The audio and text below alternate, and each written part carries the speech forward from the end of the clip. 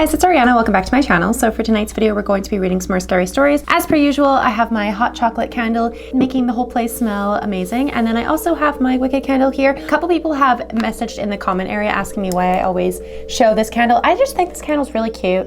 It's not sponsored or anything. I don't know, it's like a good luck charm or something. It's just super fucking cute. It's spooky and it smells like caramel apple. So it just like sets the tone for my videos and I love it. The wig that I'm wearing today is from I'm Style Wigs and my makeup look is something that was just inspired off of just like a random makeup look I saw on Pinterest. I'll link it down below if the link actually works. And then I used the Kaleidos makeup palette. This one is the Futurism V Electro Turquoise palette. It is so pretty.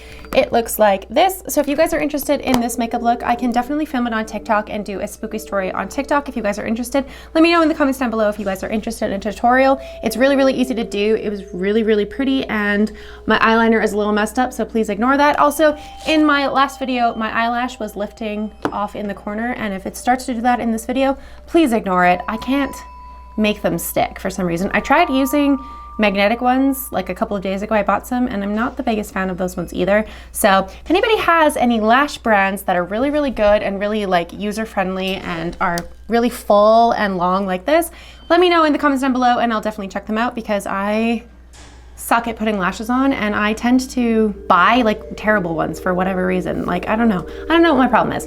But let's just jump on into the video because I have been rambling enough. This one is from the short scary story section. It's from the Reddit author By Nightmares and it is titled Blizzard. The climber was alone on K2, separated from her group during a raging blizzard.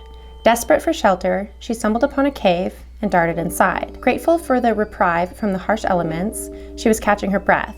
She noticed another climber sitting in the corner of the cave, a bright yellow pack reflecting the light of her headlamp. He introduced himself as Jeff, and they chatted for hours as the storm raged outside. Exhausted, the woman eventually fell asleep, lulled by the sound of Jeff's voice and the warmth of the cave. When she awoke, the storm had subsided and the cave was silent. She turned on her headlamp to wake Jeff up and was met with a grim sight. Across from her was the mummified body of a male climber, his yellow pack now faded and tattered. The body had clearly been there for a very long time. The woman realized with horror she had been talking to a ghost the entire night. That is the entire story and that is so fucking creepy. I read that one a couple of days ago and I was like, whoa, that would be a really, really good like story for like TikTok while you're like doing your makeup, like a short scary story if you get the author's permission. They have mentioned that they want me to say their Instagram. So their Instagram is By Nightmares. It's all one word. So I'll link the story down below so you guys can go check them out. And thank you so much for allowing me to read your story. It was super fucking creepy and it was actually very well written. So thanks again. The next one that I want to read is from the True Scary Story section and it is titled The Mirror. So this one is a really long story and it's really fucking creepy and I'm very excited. This one is from the Reddit author Jamie Dreams SX and it's titled The Mirror. I've been a fan of these true scary stories for quite some time. I always listen to videos by content creators such as Miss Nightmare, Lazy Masquerade, and the like, and that sort of content is one of my favorite ways to pass time, whether I'm working or just relaxing at home. Listening to stuff like this, of course, can be enjoyable, but it also reminds me of some of the horrifying things I've witnessed in my life. And it's taken me some time tossing the idea of sharing these events around in my head, but today is the day I decide to post the first one.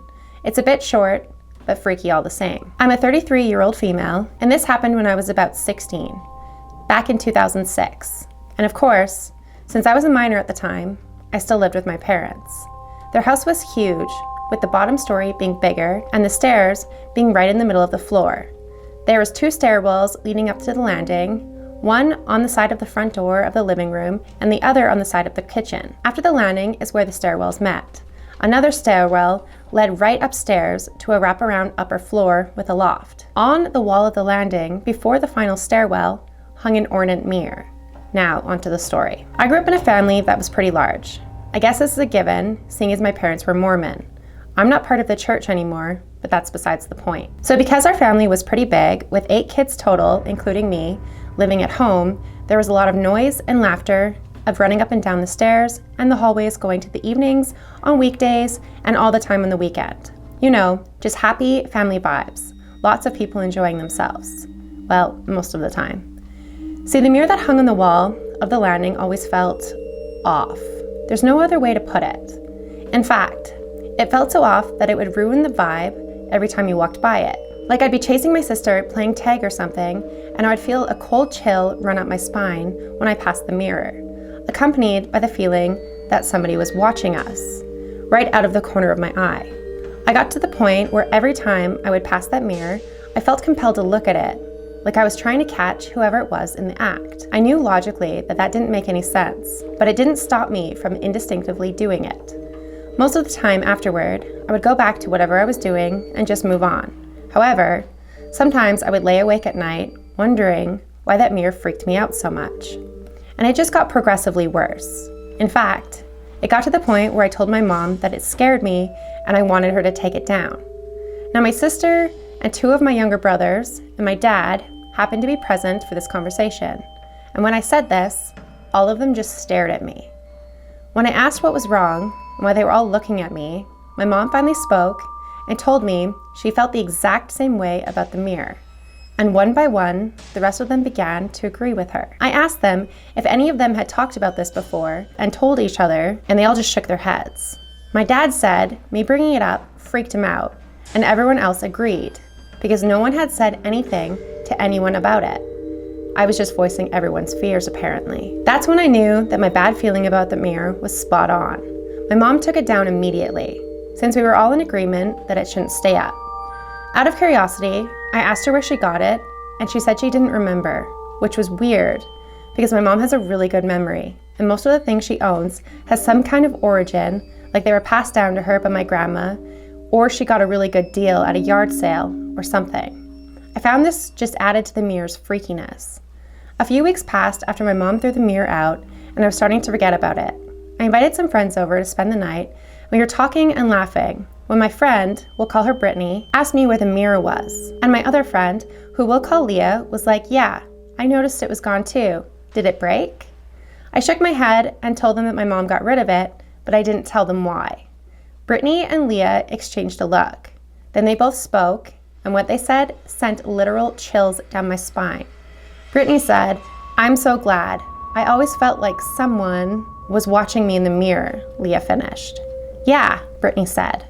They both laughed it off a bit, but it didn't seem like they found it genuinely funny, rather like they were just trying to calm themselves down. I told them that we all felt the same way, and that's why we got rid of it. Their eyes went wide. I'm so glad it's gone, said Leah. Brittany nodded in agreement and shared her sentiment. No one really talked about the mirror after that because it was gone. We all kind of moved on with our lives. But there were a lot of freaky things that happened in that house that maybe I'll share. I know it may seem silly, but the mirror was genuinely freaky, and I think everyone is better off that it's gone. But sometimes I wonder what happened to it, and if someone else got a hold of it after my mom threw it out. I seriously hope not, because the thought of that mirror bothering some other family is not one that sits well with me, especially since I don't know exactly what was wrong with it. And to be honest, I don't want to. And that's the whole story. So that's just their experience with just like a really fucking creepy mirror. So thank you so much for allowing me to read your story. That is so fucking creepy, and I kind of hate that. That is so weird. And you know what? I get it. Sometimes you just get like an off feeling in your house and you just like can't shake it, and you just have to get rid of the item that's making you feel that way, because it's just not good. You don't want to live your life always being afraid of just like an inanimate object, because fuck that. So the next story that I want to read is from the paranormal section, and it's from the Reddit author I'm Not a Cat Boy 69, and it's titled The Shouse Shithouse Encounters and Ghost Dogs. This happened 2 years ago, but I can't sleep and I keep thinking about it, so I'm going to post it here. I'm 17 and my family had just moved with my mom's boyfriend into a house that he had been finished building. It's interesting to note that my mom and her boyfriend had been dating for 2 years prior to this, and he was a really cool dude. My first night in the house sure was a night. The whole house had this feeling of uneasiness going on. It's also important to note that prior to this, I never experienced sleep paralysis, but when I woke up in the morning, I couldn't move, and I could hear a dog breathing in my ear, and I could even feel its breath. Okay, sleep paralysis. Not the vibe, but it's still explainable, right? Well, it just got worse. Every single night, I would wake up completely paralyzed with a dog breathing in my ear. It kept escalating. To one night, I heard a dog running around on the floor. It was that distinct claws on cement sounds that dogs make. And then eventually, it got so bad, I was waking up multiple times at night to a feeling of something crawling into bed next to me and laying up against me. I'd also have a reoccurring nightmare of a black dog with 6 segments, like a centipede, talking to me. It became so frequent that it didn't bother me anymore. Still, it's just sleep paralysis, right? Wrong. At one point, the conversation came up about the history of the property, and according to my mom's boyfriend, a man had killed 6 of his dogs and then himself on the property. Me and my mom discussed all of this, and apparently, she'd been seeing stuff in the house too. She always complained about sounds that would come from her room that she couldn't figure out the cause of. The worst encounter was probably when we were sitting up in the kitchen table and we heard rummaging through the closet. The closet area shares a wall with the kitchen, and the walls are really thin. It definitely wasn't a small animal. It was like things were being picked up and moved. So naturally, I got my scrawny ass up there, armed with none other than a can of beans, and the second I announced I had a gun, can of beans, the sound stopped. There was a box taken off the shelf and set on the floor. You know how I said my mom's boyfriend was a cool dude? Well, he also started getting weird. His behavior kept escalating until eventually we had to leave in the middle of the night. I haven't gotten sleep paralysis since we left. Do what you will with that information. And that's how they ended the story. So holy crap, oh my gosh, that's really scary, but it's kind of also cool that you're constantly like having like a presence of animals. I really like dogs and animals. History of the house is incredibly sad, and I don't think I would want to stay there either. That is really, really scary and just all around just like a sad story. So thank you so much for allowing me to read your story, but that is really, really, really sad. And the next story that I want to read is from the Spoopy Cjades section. It is from the Reddit author Simple-Row-6916, and it's titled, "They Were Never Hallucinations." I'm not very good at introductions, so I'll just jump right into this. I've always been told that I'm relatively in tune with everything that happens around me. I have many stories, but these will be my favorites and the ones I remember the most. My first story feels as though it was one of my first memories. Every year, my family travels north to see our relatives for Christmas. Seeing as we only see them twice a year, we used to stay at my grandparents' house all the time, and I had vivid memories of sleeping in my dad's and uncle's old room, which has a small window that points directly towards a cornfield. It has a bush sitting right in front of the window, and the window isn't high, and it was parallel to the bunks that are in the room. I would usually sleep on the top bunk. Being the little kid I was, I would often complain to my mom about seeing something outside the window. Of course, she would always say that I didn't see anything. Fast forward, the last year we stayed at my grandparents for Christmas, on the last night that we were there, I woke up in the middle of the night and looked at the small clock that was sitting at the corner of the room, which read somewhere between 2 and 3 in the morning. Everyone else in the house was asleep, and my cousin was sleeping on the bottom bunk. I had a very strange urge to look out the window, and what I saw will forever be burned into the back of my mind. What I saw was a tall man with glowing red eyes and a top hat. Mind you, it was 2 or 3 in the morning. It was a long time ago, and I can't remember what time exactly, but it was dark, and all I could see was a shadow. Needless to say, I haven't got into that room since then. This was probably 12 years ago. My second story actually was from the same week, but it wasn't quite as vivid as that one, as although this was about 12 years ago, it ties into something that happened very recently. Like I said, I was sleeping in that room when I had a very vivid dream, or perhaps it was sleep paralysis. I'm not entirely sure. Anyway, I remember being unable to move, but conscious, and I was staring at the ceiling when it felt like something pulled me. As it grabbed me and pulled on me, I fell away from the bed and downstairs to my grandparents' basement. The basement is really old, with an open area on the side and an old workshop on the other side. The workshop is super creepy and would be the place you would expect someone to see something, except that wasn't the case. The next thing I remember was standing, still unable to move, and staring at this black, hunched over figure with red eyes and long claws. It didn't seem evil, but it looked scary. It opened its mouth like it was trying to tell me something, as if it was warning me about something in the workshop area of the basement, and it wouldn't go away, as if it was scared, and that was the same moment that I woke up. Scarily enough, a few weeks ago over Christmas, my aunt found a pair of Ouija boards in the exact same place it was pointing to. When she brought those boards up into the room I was in, I felt instantly sick and began to cry. I didn't see, but almost felt the same figure I saw so long ago standing in the doorway, but it couldn't come into the room. I got up and left the house and felt instantly better, as I still don't know what the entity was trying to show me. I have a lot of stories that I can share, but this is what I will type up for now.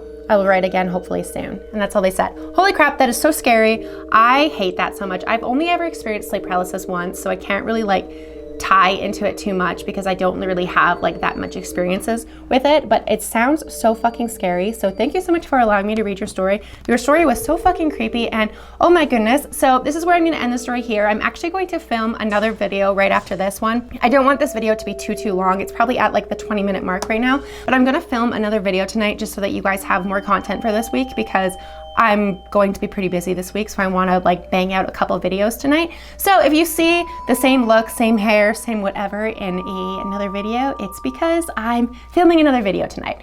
But thank you so much for watching this video. If you guys did enjoy this video, please make sure to give it a big thumbs up. Don't forget to hit the subscribe button down below for more content like this. Stay in tune for the next video, because I will probably be posting this video on Tuesday and the next video on Thursday. So there'll be 2 videos back to back or in a row that you guys will have content for this week. And I hope you guys enjoyed this video, and I will see you guys at the next one. Bye.